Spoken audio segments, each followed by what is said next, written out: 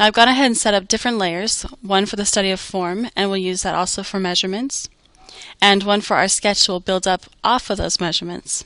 So I'll go ahead and hide this head, and we'll focus on the form for right now. I'll go ahead and change my brush to a nice color it's easy to see for our guides. Okay, and I'll go ahead and hide what we don't need to see. Now it's good to start out with the overall skull head shape. And that's about a rounded shape, so we can go ahead and kind of mark that in. We'll go ahead and draw that spherical shape, just a nice round shape. Alright. Now we can kind of mark in the center line to help us kind of figure out the overall placement. It's not quite in the center, let's kind of move it right about here. Now if we can imagine this will be the top of the head, right in here. And if we kind of follow down to the bottom, we'll say right about in here, it doesn't have to be so far down. Alright. Now, if we follow this guideline right in here, it will be the center of the head, but the top of the head in the back is a little bit higher up than the top of the face. The top of the face might be kind of right in here, depending on the shape of the head, but overall fall right about here where the hairline will be. Let's go ahead and mark that in. Now if we find the center line between the top of the face and the bottom of the face, we can go ahead and draw that in right about here, and that's where we find our eye line, right in there. Now if this is the width of the head, right over to here, if we kind of take that and divide that into thirds, right about right here and here, if we follow that down to the eye line, we'll find the placement of our eyes, kind of right in there. Now if we focus on the bottom half of the face area, it's helpful to divide it into fifths, because then we can find the markings or the placements of the nose and the mouth more accurately and very quickly. So let's go ahead and divide that area into fifths. What I like to do is take that top line and the bottom line, find the center line in between that, and kind of space it out just a little bit, right about there. And we'll divide those markings also in half. We quickly have our measurement. Very simply. Let's go ahead and draw that in really quickly. Oops, right about there.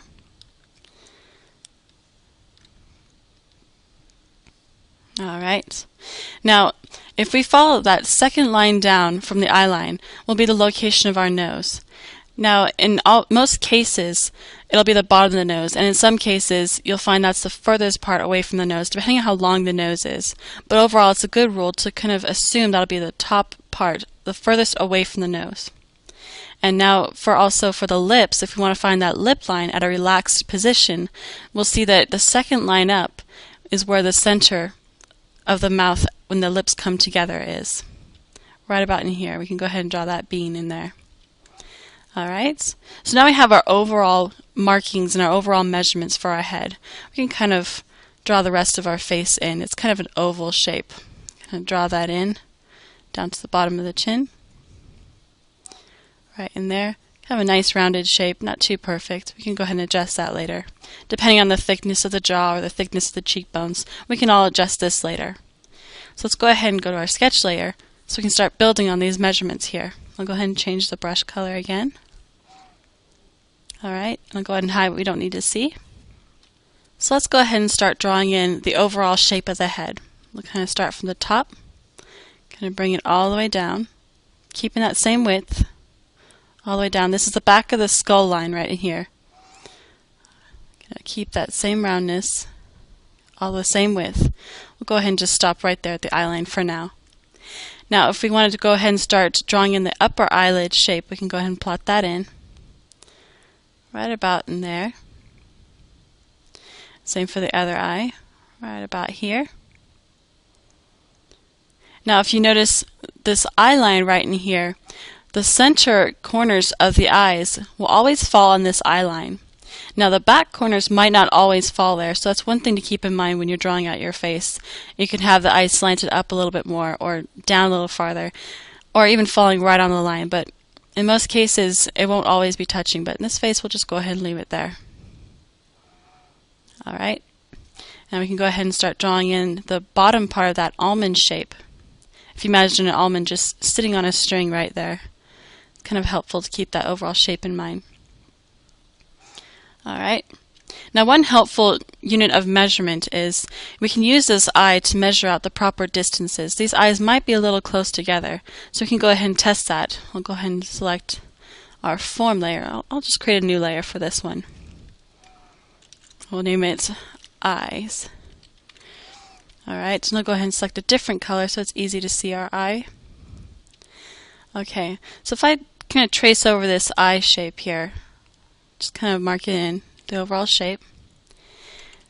If I go ahead and copy that, if we moved that right into the center of both eyes, we can see, yeah, it is a little bit close together. We can space it out a little bit more. The overall distance between the center between the eyes will be one eye width. And the overall shape of the entire head, the width of it, will be about 5 eyes wide from the widest part. So if you kind of imagine it coming right down to here. So yeah, this eye needs to come out just a little bit further. So there's 1, 2, 3, 4, 5 eyes wide for our face.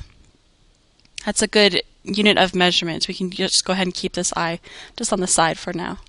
I'll go back to our sketch and we can go ahead and adjust that eye just a little bit more. Oops, not the entire layer. Right here. Just about right there.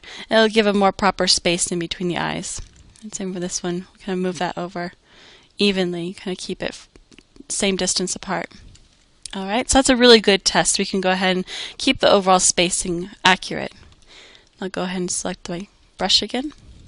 Now we can go ahead and move on to the rest of the features of the face. Now if we wanted to draw out the nose, again this will be the furthest part away from the nose in many cases.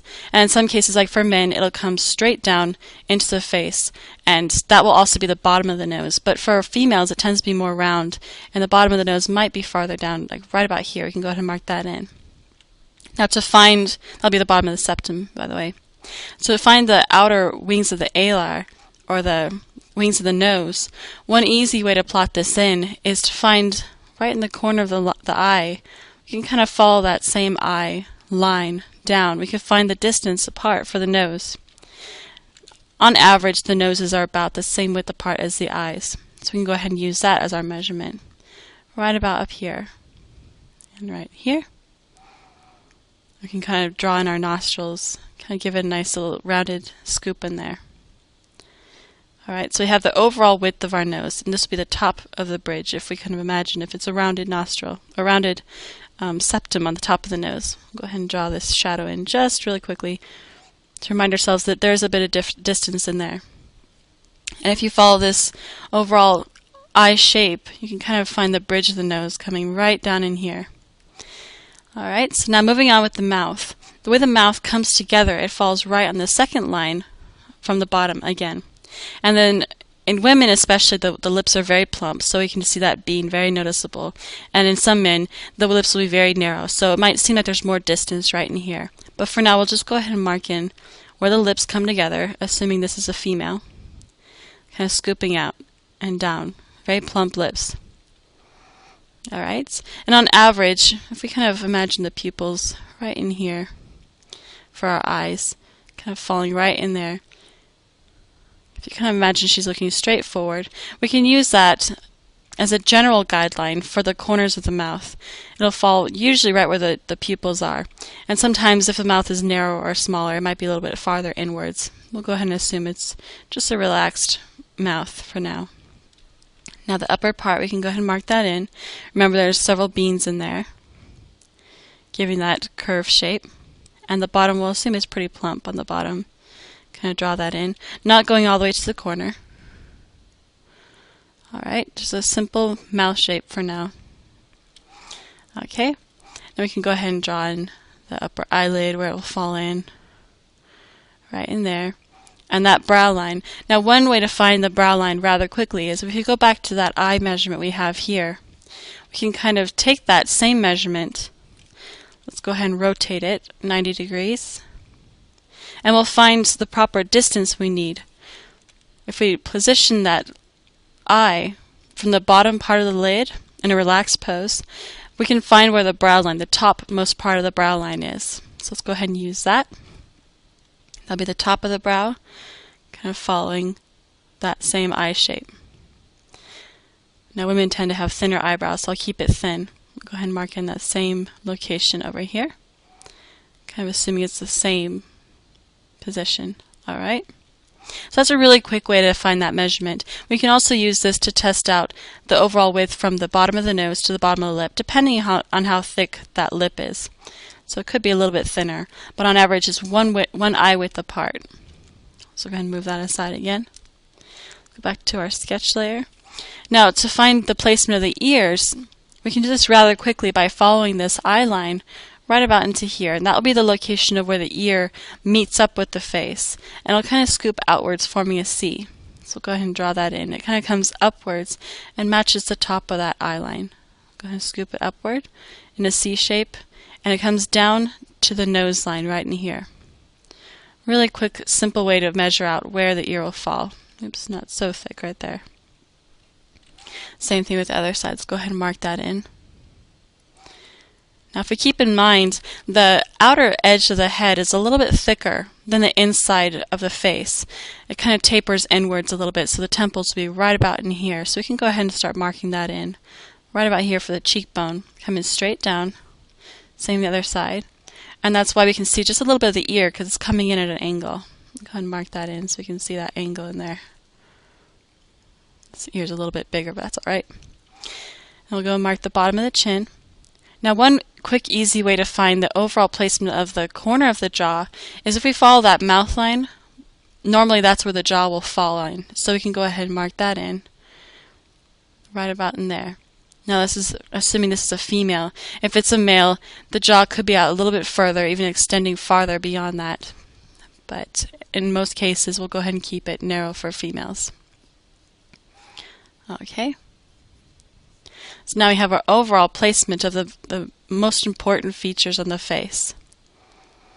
Now if we mark in just the hairline, we can keep that also, keep that information in there. Go ahead and darken these lines in so we don't lose this information. And right about in here, kind of darken that in a little bit more. Alright, so there we have our basic face built up off of simple guidelines. We can add any elements we want to this. We can exaggerate the features if we wanted to. We can adjust certain things, move things around. But overall, the actual measurement of the face, if I go ahead and hide, go